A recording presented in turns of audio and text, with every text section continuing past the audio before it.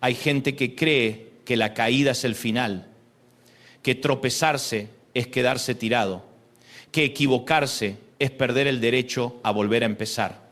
Y yo vine a decirte algo con toda la fuerza del cielo. Dios no solo te ve cuando caes, Dios sabe cómo levantarte del mismo lugar donde pensaste que ibas a morir, no de otro sitio, no de una versión maquillada de tu historia, no de una biografía corregida para que nadie se entere. Dios te levanta del lugar exacto donde te quebraste, donde lloraste, donde te avergonzaste, donde dijiste, hasta aquí llegué. Hay caídas que hacen ruido y hay otras que no. Hay gente que se cae delante de todos y hay gente que se cae en silencio. Hay quienes caen moralmente, otros emocionalmente, otros económicamente, otros espiritualmente. Hay personas que no hicieron nada escandaloso, pero por dentro están en ruinas. Siguen sonriendo, siguen yendo a trabajar, siguen cocinando, siguen respondiendo mensajes, siguen levantando a los hijos para la escuela, pero por dentro están tiradas en el suelo. Y la peor parte de algunas caídas no es el golpe. La peor parte es la voz que viene después del golpe. Esa voz que te dice, ya está, hasta aquí llegaste. Dios no va a hacer nada contigo. Perdiste tu oportunidad, la regaste demasiado. Otros sí, pero tú no. Y a esa voz yo la confronto hoy con la palabra de Dios. La Escritura dice en Miqueas 7:8, aunque caí, me levantaré. Aunque more en tinieblas, Jehová será mi luz. No dice, si nunca caigo, entonces Dios será mi luz. No. Dice, aunque caí, o sea, la caída no anuló la promesa. La caída no canceló la intervención divina. La caída no apagó la luz de Dios. La caída no tuvo la última palabra. Y esa frase, me levantaré, transmite una certeza de recuperación, no una ilusión vacía. No es positivismo barato. No es una frase para pegar en la nevera. Es una declaración de fe nacida en medio del polvo, cuando todavía hay tierra en la boca y dolor en las rodillas. Escúchame bien, el enemigo quiere que confundas caída con identidad, que digas soy un fracaso, cuando en realidad atravesaste un fracaso. Que digas soy inmundo, cuando en realidad Cristo puede limpiarte.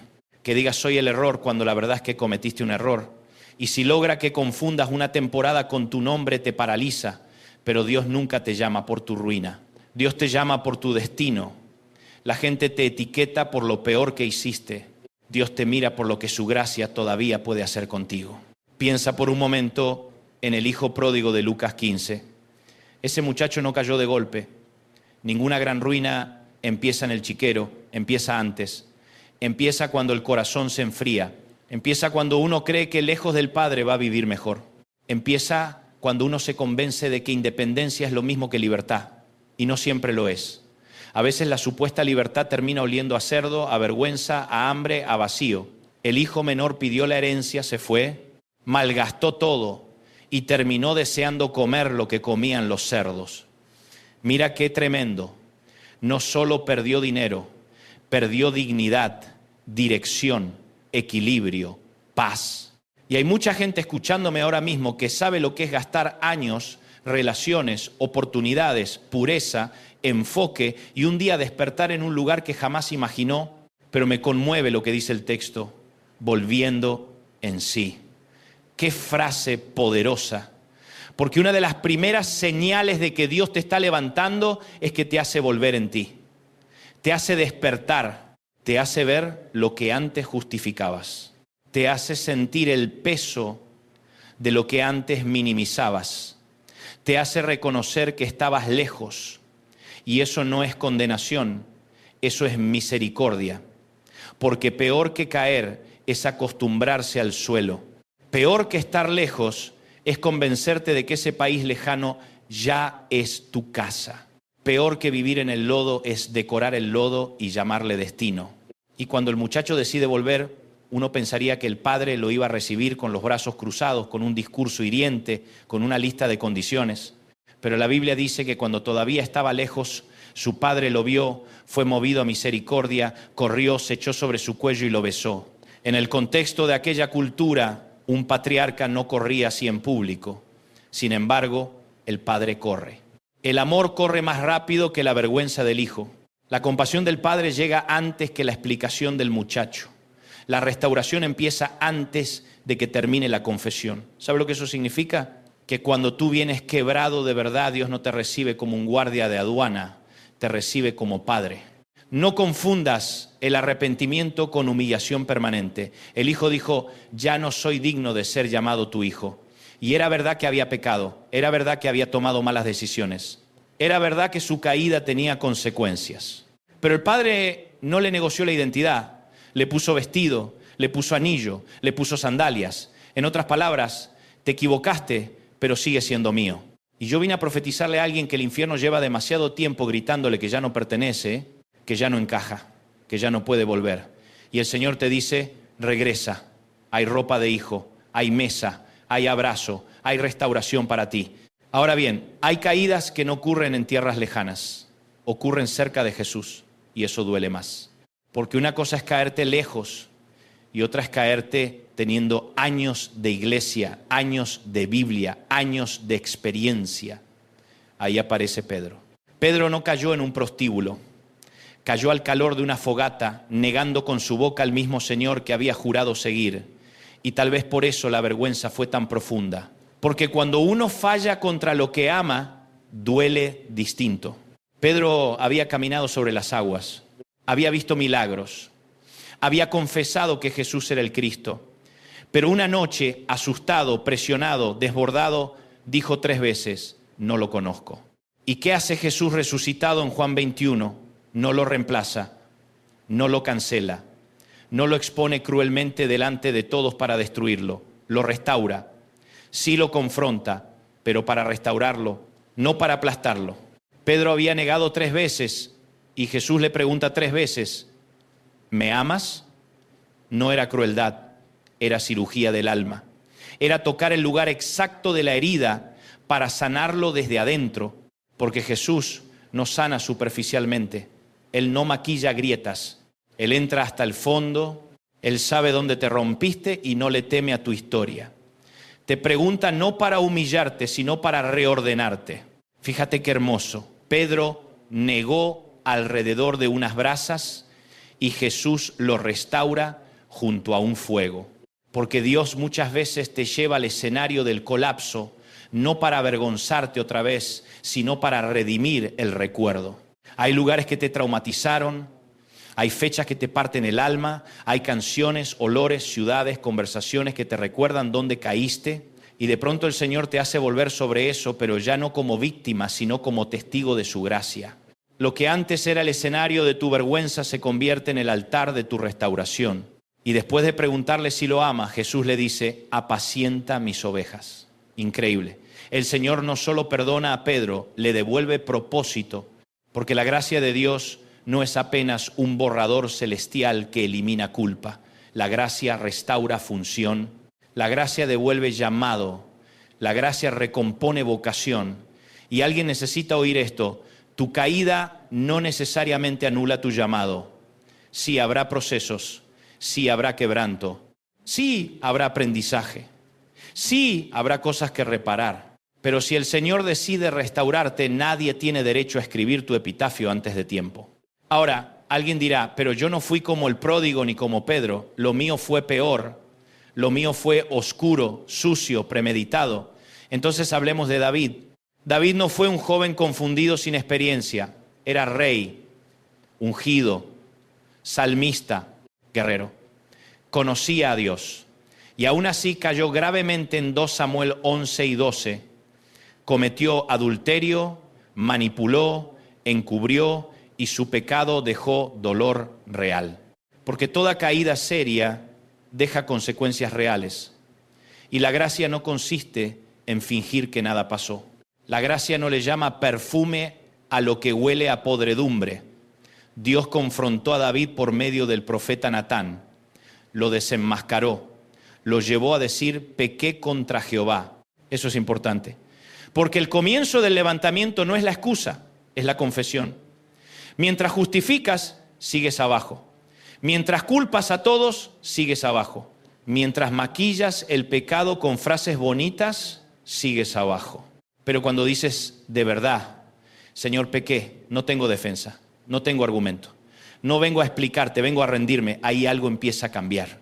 David lo expresó en el Salmo 51. Crea en mí, oh Dios, un corazón limpio y renueva un espíritu recto dentro de mí. No dijo, ayúdame a cuidar mi imagen. Dijo, crea en mí un corazón limpio.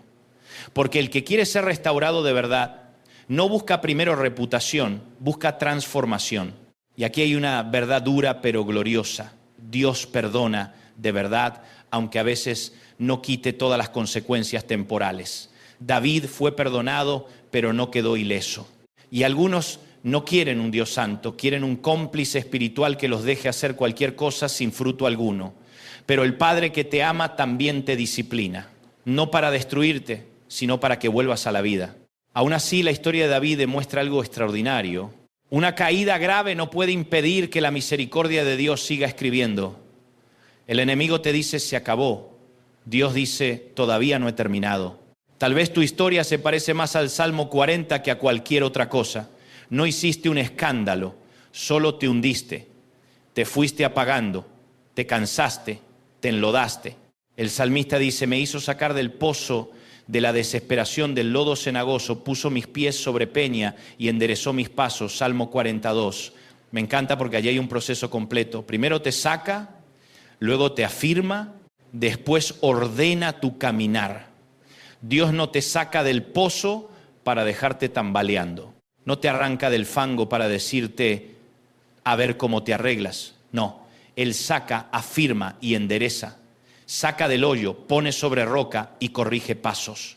El lodo cenagoso es esa clase de condición de la que uno no sale con fuerza de voluntad nada más. Cuanto más te mueves en tus propias fuerzas, más te hundes. Y así vive mucha gente tratando de salvarse sola, prometiendo 1000 veces que ahora sí, haciendo pactos con su carne que dura 48 horas diciendo yo salgo solo y no sale. Porque hay pozos emocionales, adicciones, culpas, depresiones, hábitos destructivos, pensamientos de muerte, ansiedades, rencores, deudas del alma, de las que no se sale con motivación humana. Se sale cuando Dios inclina su oído, oye el clamor y mete su mano poderosa. A veces nosotros queremos que Dios nos levante, pero sin tocar el orgullo. Queremos ser restaurados, pero sin arrepentimiento. Queremos volver a caminar, pero conservando intacta la raíz que nos tumbó. Y eso no funciona. El Señor no hace restauraciones cosméticas. Si te levanta, también tratará contigo. Si te rescata, también transformará tu interior. Si te devuelve el gozo, también pondrá verdad en lo íntimo. Porque Dios no te ama tanto como para dejarte cómodo en la mentira. Te ama tanto como para incomodarte hasta devolverte a la vida. Y aquí quiero detenerme un momento para hablarle a los que viven bajo condenación, no bajo convicción, bajo condenación. La convicción del Espíritu Santo te señala el pecado para llevarte a Cristo. La condenación del enemigo te señala el pecado para alejarte de Cristo. Una te quebranta para sanarte, la otra te acusa para hundirte. Una te dice, ven, arrepiéntete. La otra te dice, escóndete, ya no vuelvas.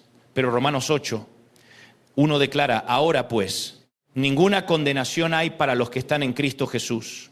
Eso no significa que el pecado sea liviano. Significa que en Cristo la sentencia final no es destrucción, sino redención.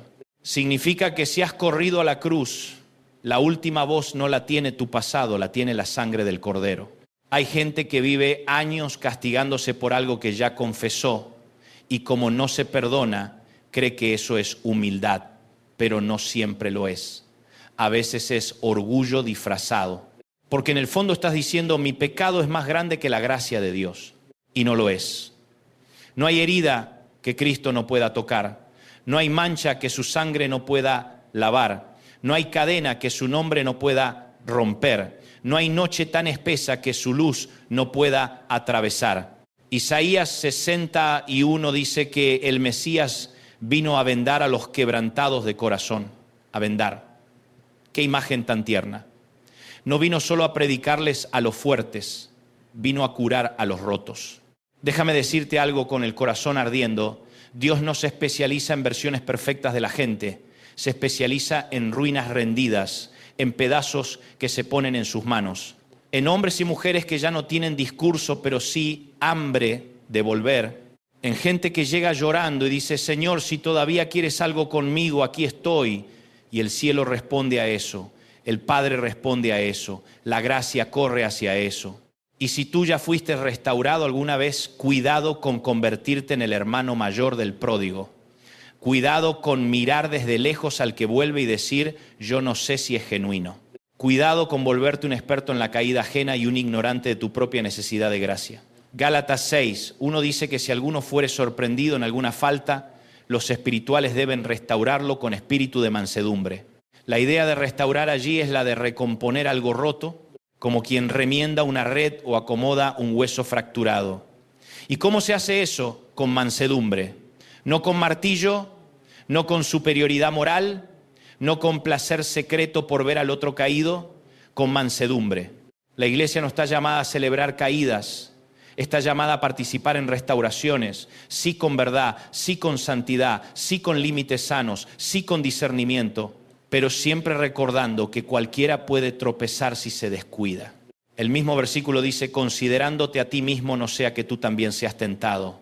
Traducción simple, no mires al caído desde un pedestal, porque si no fuera por la gracia, ahí podrías estar tú también. Y tal vez haya alguien escuchándome que fue herido no solo por su propia caída, sino por la dureza de gente religiosa que en vez de vendarle el alma, se la desgarró más. Y el Señor te dice hoy, yo no te trato así, ven a mí. Ahora, permíteme ir un poco más profundo. ¿Por qué Dios levanta del lugar donde caíste y no siempre te cambia inmediatamente de escenario? Porque quiere que sepas que su poder no depende del decorado. Si te levantaras siempre lejos del dolor, dirías que fue por cambio de ambiente. Pero cuando te levanta en el mismo sitio donde te rompiste, queda claro que fue su mano. Cuando te da paz en la casa donde lloraste, cuando te da fuerzas en el cuarto donde casi te rendiste, cuando te devuelve esperanza en la ciudad donde te traicionaron, cuando te permite adorar con la misma boca que usaste para negar, cuando te hace volver a sonreír con el mismo corazón que estuvo hecho cenizas, ahí tú sabes que eso no lo hizo el tiempo solo, lo hizo Dios. Miqueas dice, aunque more en tinieblas, Jehová será mi luz. No dice, cuando salga de las tinieblas, entonces Dios me alumbrará. No, dice, en las tinieblas. O sea, hay una luz que no espera a que todo mejore para aparecer. La luz de Dios entra al cuarto oscuro. La luz de Dios visita la depresión. La luz de Dios desciende al hospital. La luz de Dios toca al adicto. La luz de Dios entra al matrimonio roto. La luz de Dios se mete en el duelo. La luz de Dios no le teme al desorden humano. Algunos de ustedes necesitan dejar de esperar sentirse dignos para acercarse. Si esperas sentirte limpio para ir a Jesús, nunca irás. Ve sucio y Él te lavará. Ve cansado y Él te dará descanso. Ve roto y Él te restaurará. Ve llorando y Él recogerá tus lágrimas. Ve confundido y Él enderezará tus pasos. Pero ve, no te quedes en la orilla del pozo diciendo que algún día, cuando mejores, cuando ordenes todo, cuando desaparezca la vergüenza, entonces buscarás a Dios. No, búscalo ahora, tal como estás. Porque precisamente así te quiere levantar. Y quiero hablarle ahora a alguien que se cayó hace tiempo y ha aprendido a funcionar desde el suelo. Ya ni ora como antes, ya ni cree como antes, ya ni espera nada. Se volvió práctico, duro, resignado.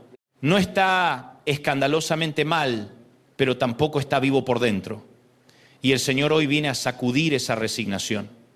Porque una de las peores caídas es dejar de esperar, dejar de soñar, dejar de creer que se puede volver a empezar. Decir, bueno, por lo menos sobrevivo. Pero Cristo no murió para que apenas sobrevivas. Cristo murió y resucitó para darte vida, y vida en abundancia. No te conformes con un cristianismo de sótano. No te acostumbres a vivir siempre pidiendo perdón por lo mismo, sin permitir que el Espíritu Santo te transforme. No hagas las paces con tus cadenas. No romantices tu pozo. No le pongas nombre bonito a lo que te está matando. Hay gracia, sí. Hay paciencia, sí. Pero también hay poder para cambiar. El mismo Dios que abraza al pródigo es el mismo que no lo deja viviendo en el chiquero.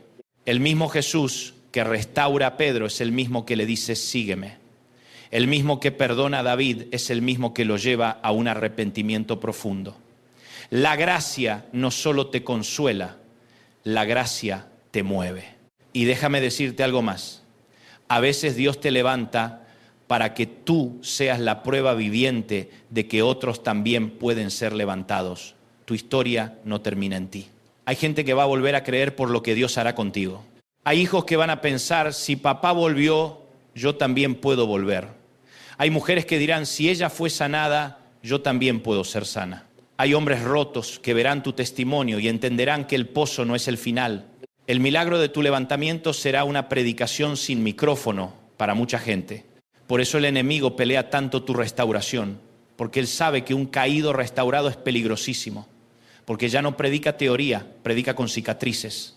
Ya no habla desde la comodidad, habla desde el rescate. Ya no juzga tan fácil, ahora abraza. Ya no presume de su fuerza, ahora depende de la gracia. Y el infierno le teme a los hombres y mujeres que conocen de cerca la misericordia de Dios, porque esos ya no andan presumiendo perfección, andan desbordando gratitud. Quizás hoy no necesitas que Dios te explique todo, necesitas que te levante. Ya habrá tiempo para entender. Ya habrá tiempo para procesar, ya habrá tiempo para ordenar cada pieza. Pero primero necesitas oír la voz del Señor sobre el polvo, diciéndote, levántate, como al paralítico, como a la niña muerta, como a Lázaro, como a tantos. Porque cuando Dios dice levántate, no está dando una sugerencia motivacional. Está impartiendo poder con su palabra. Lo que Él ordena, Él lo respalda. Lo que Él demanda, Él lo sopla. Lo que Él pide, Él mismo lo produce, si tú se lo permites. Así que hoy, en el nombre de Jesús, yo le hablo al que cayó en pecado, al que cayó en tristeza, al que cayó en ansiedad, al que cayó en culpa, al que cayó en agotamiento, al que cayó en adicciones, al que cayó en vergüenza, al que cayó en el silencio, al que cayó y nadie se enteró, al que cayó y todos se enteraron. Y te digo con autoridad espiritual, tu historia no terminó en el suelo, el Señor te ve. El Señor te llama, el Señor te busca, el Señor te puede levantar del mismo lugar donde caíste. No importa si hueles a chiquero como el pródigo, no importa si tienes la garganta rota de negar como Pedro, no importa si cargas la memoria amarga de un pecado como David, no importa si estás hundido en lodo cenagoso como el salmista, no importa si la noche es larga y espesa, Jehová sigue siendo luz.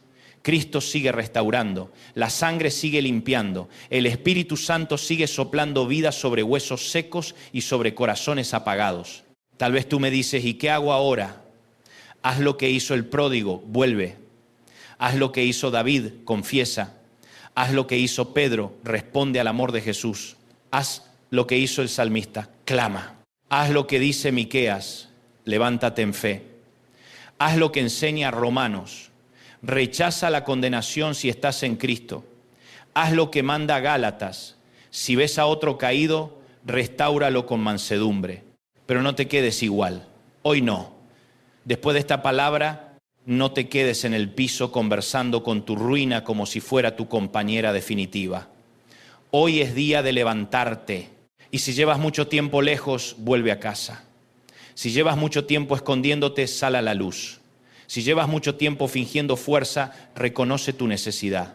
Si llevas mucho tiempo diciéndole a todos que estás bien, pero por dentro estás desmoronado, hoy es un buen día para rendirte delante de Dios. No a la derrota, a Dios. Porque cuando te rindes a Él, no pierdes, comienzas a ser levantado. Yo quiero terminar diciéndote esto como si te lo estuviera diciendo al oído, con el alma en la mano. No te enamores de la idea de que ya no hay nada para ti. Esa no es la voz del Padre.